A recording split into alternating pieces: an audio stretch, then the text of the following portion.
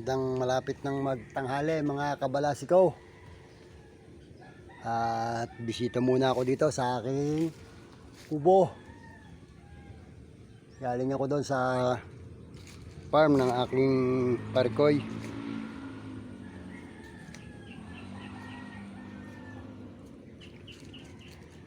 Namasyal-masyal. Wala kasing trabaho eh.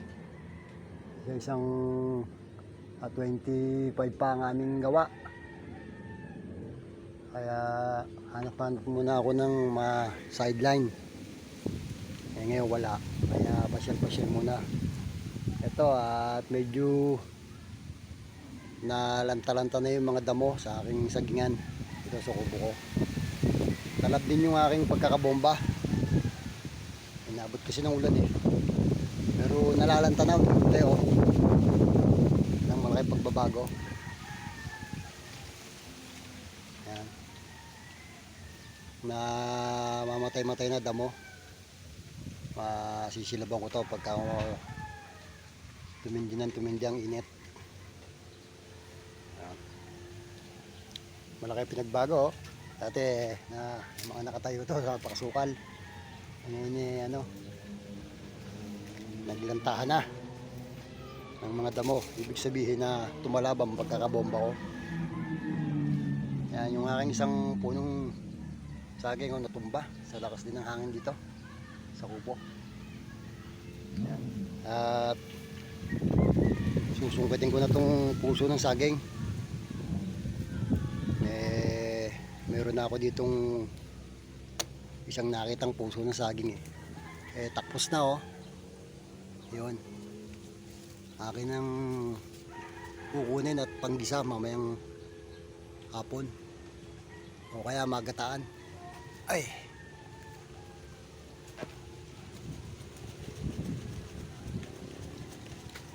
yun, madali rin.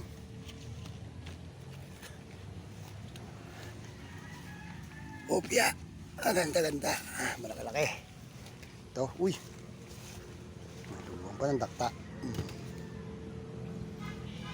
Siyempre itong isa sa akin medyo maliit-liit ang bunga.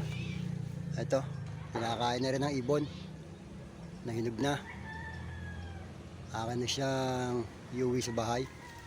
Pwede na rin ito pamprito, panlaga.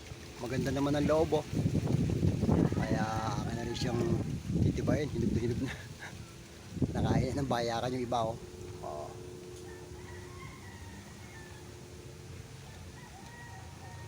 yung mga tanim ko sa kubo, mga sabang Tagalog, aliliit. Akin na siyang iuwi sa bahay. Pamprito, panglaga, pwede na yan. Akin na muna siyang kukunti-kunti.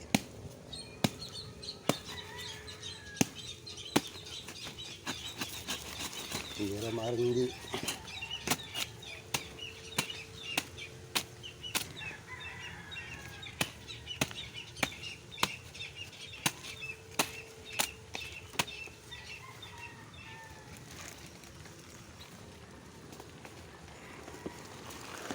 Yun. Kailangan daw talagang itumba ang puno ng saging bago kunin. O kaya putulin. Yun. Bago naman siya ang aking puputulin. Yan. Yun.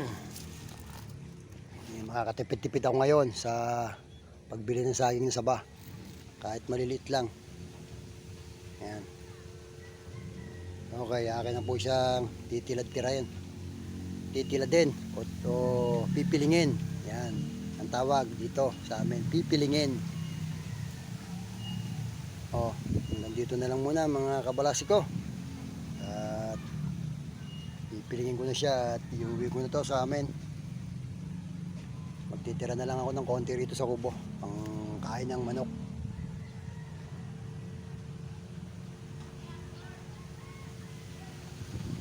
Okay po, okay. Like and share and follow. Makakalimot. Kay Dang Balasik. Thank you, thank you.